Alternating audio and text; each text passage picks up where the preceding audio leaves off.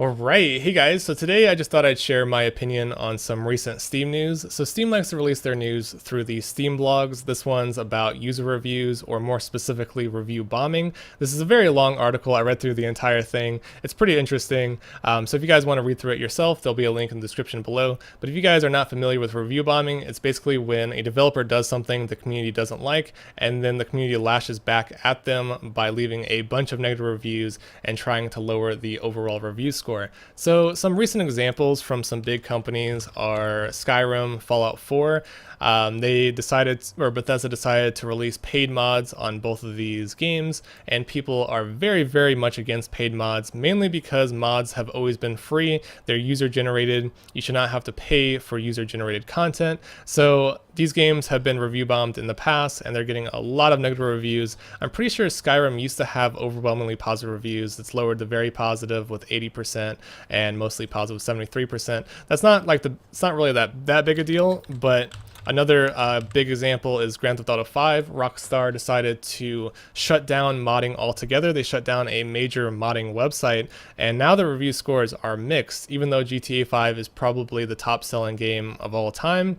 And has very, very high praise, at least in the past. Now it's getting review bombed, and there's a lot of negative reviews. You can even look at this graph and see all the negative reviews. It's pretty ridiculous, especially considering how good GTA 5 is as a game. So those are two big examples of review bombing. Fairly recently, another example, like a different type of example, is when a developer starts some drama.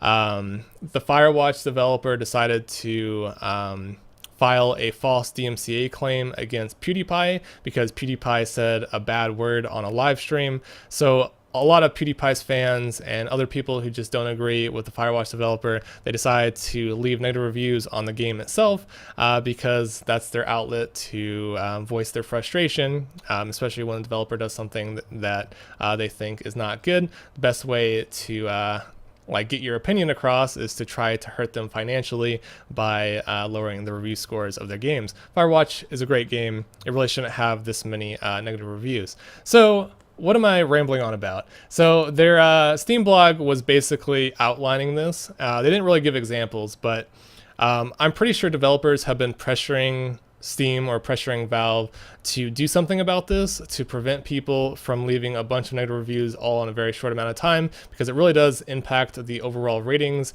and it could possibly impact the sales as well. And I think Valve kind of sees this, and they sort of understand that they don't want like a big game company like Bethesda to pull their games off Steam and release their own platforms. So they're trying to appease the developers, but they also don't want to rile up Steam users as well. So they came up with a bunch of ideas that could possibly prevent review bombing in the future, and I'm really not happy about any of their ideas. So their first idea, let's go all the way down. Let's see, yeah, here it is. So what solutions did we explore? The first one would be to remove the review score. So they're talking about the overall review score, and they're talking about this up here. They could completely remove this, and actually in the past, when they first introduced reviews, there wasn't this overall review rating up here. So it made it a little bit more difficult to figure out if a game was good or not. So by removing this entirely, people would be forced to scroll down and actually read through reviews, which is an idea, but I don't think it's a good idea because people like things to be nice and simple. They don't like to spend extra time reading through reviews. And if you scroll down, you can obviously tell that some reviews are just joke reviews. Some reviews don't have a lot of insight or very informative at all. So that's not really a good idea. I think the way they have it now, where they sort of just have an average of good and bad reviews and then have a rating, I think this is the best way to do it, because it kind of determines which games most people enjoy and which games most people don't enjoy. So that was one idea, which wasn't necessarily bad, but I don't think it's a good idea to remove the overall review score. The second idea was to have a temporary lock on reviewing, similar to how stock markets prevent trading on specific stocks when abnormal behavior is detected. This idea is borderline censorship. Basically, they're trying to say when people leave a lot of negative reviews, they want to stop people from leaving reviews. So they're just going to like prevent everyone from leaving a review for a time and then hope that things settle down like a week or two or a month later. I think that is absolutely stupid and sort of, I don't know, like that is just really dumb. It's a really bad idea, and I don't know why they even thought of that. I mean, they're basically saying like, when people think something's bad, we should stop them from voicing their opinion. Borderline censorship.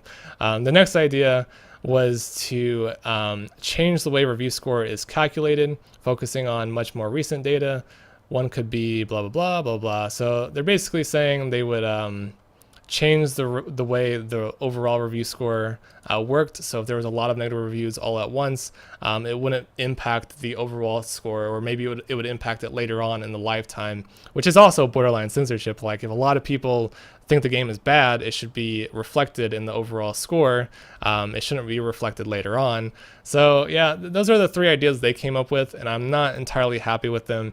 In the end, they decided not to do anything, which is good. It kind of makes this whole like video sort of pointless because they decided against doing anything about it, which is a good thing. They did release something else though. They released this demographic. I'm not sure if you guys have seen this, but this is on every Steam game now. So if you go to, I'm just going to go to Skyrim. If you scroll down at the very bottom, you can see this thing called show graph. It's right above the reviews. If you show the graph, you can see the exact amount of positive reviews versus negative reviews for each individual day. You can even sort by month or year or so, or like etc. Which is kind of interesting. You can see how many people left negative reviews, how many people left positive reviews, the ups and downs, and so forth. I don't think this chart is very useful though. In the blog, they basically said that a Steam user who wanted to know more information, say if a game was review bombed, maybe the game itself was good, so they would scroll down, they would look at this chart, and then they would notice that there's like a lot of negative reviews at this certain date. Or actually, let me go to a more a better example, like Firewatch. I think Firewatch, they actually give you a warning. So yeah, so Firewatch has mixed reviews.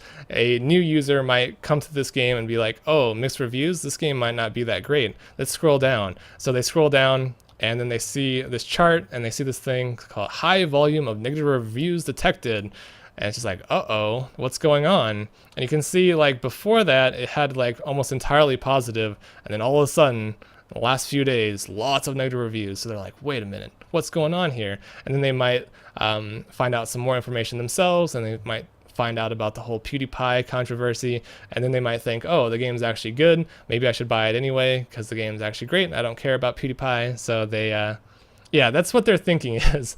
But in my opinion, an average Steam customer is not going to go through a graph and find out all this additional information. I don't think they care. In my opinion, like, I'm never going to use this graph. I really don't see the point. It's interesting. It's cool if you like statistics.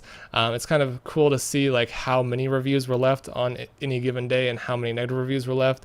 I think that's neat to see. But in terms of value, I don't think it adds much, and it definitely doesn't do anything for the review bombing. It just basically shows people like how much they like other people hate the game for that period of time.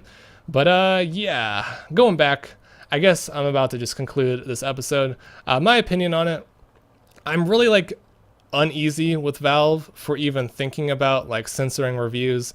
I think they're under a lot of pressure from these big game studios, and I don't know, their three solutions were all fairly bad.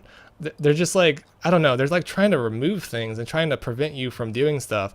And another reason why I'm really against their ideas, especially preventing people from leaving reviews, is because not too long ago, they actually changed the review system, and they made it so that users who have activated games with Steam keys are not portrayed in the overall rating. So that kind of makes my reviews, since I get most of my games through Steam keys, most of my reviews have no impact in the overall review score. So my opinion is worth less than someone who bought the game directly through Steam, which I think is kind of unfair.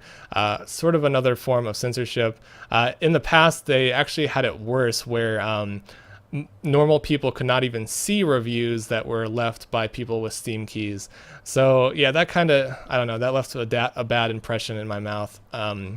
which is kind of related to this in a way. To conclude this video, I just wanted to ask you guys, what do you think about review bombing? Do you think Valve should do something about it? Currently, their stance is they're not going to do anything. They don't have any good ideas. I think they should just leave it alone. I think review bombing is actually a good thing. If developers are doing things their community doesn't like, I think the community should be able to voice their opinions, and maybe the developers should listen to their fans a little bit more, and maybe they should stop causing drama online, and maybe they should stop doing things just to make more money, like paid mods and so forth. I think developers can always benefit from listening to their community, and I think the community should always have a voice.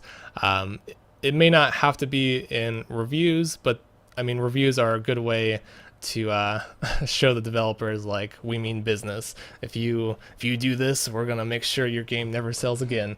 And I know developers really hate that, but I think it's good to listen to the fans. So that's about it. Thanks for watching, and have a nice day.